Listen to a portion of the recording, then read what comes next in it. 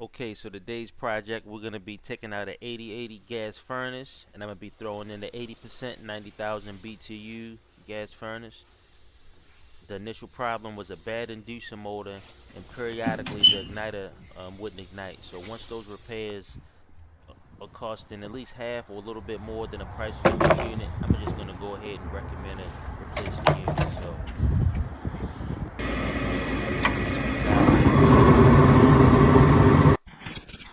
start pulling apart all of my screws, disconnecting my low voltage wire. If you're not comfortable or can remember where they go, pull your phone out, take a snapshot. So now you have what you're working with. I'm gonna go ahead and run over to my breaker box, hit those high voltage wires, and just continue ripping this unit out. Don't forget, make sure you turn that gas off.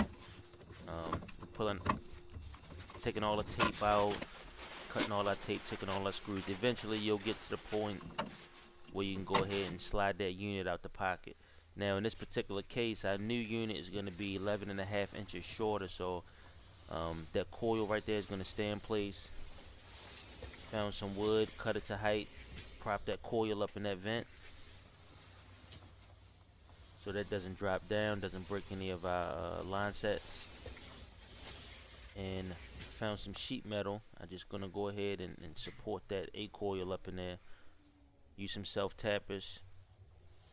So we're gonna have to go back later to fabricate that lip so it sits smooth with our new ductwork when we build that 11.5 inch height back in there.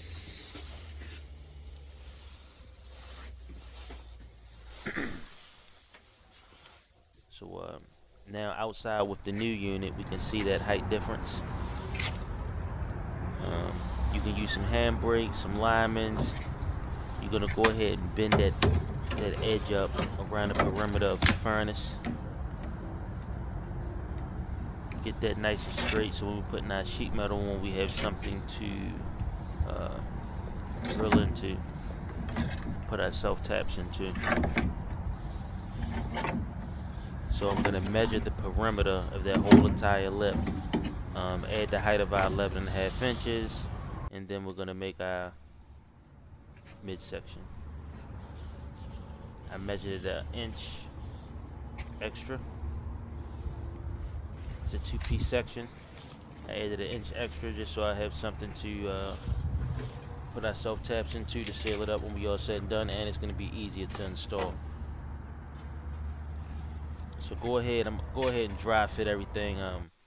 Try to make the video nice and short, but you can see where I fabricated those edges. Now our screws are going from the outside in instead of from the inside out, and we actually have a flat edge that we can start connecting everything up. So go ahead and turn your unit on the side, measure out your drop return, but before you do anything or go too much further, have your girls send you some food over there. You gotta eat good while you on these jobs. Then just get back to it. Have everything cut out, have everything lined up.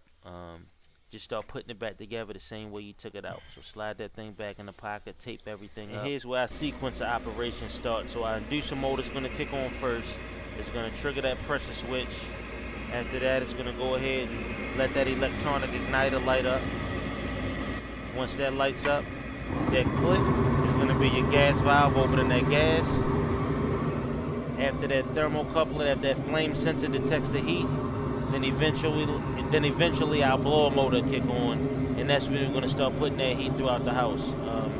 That's pretty much it. Put the covers back on. Make sure you tape everything up, all of your connections. I mean, it's just another job done. It's going to take a few hours. Make yourself a few $100 in the process.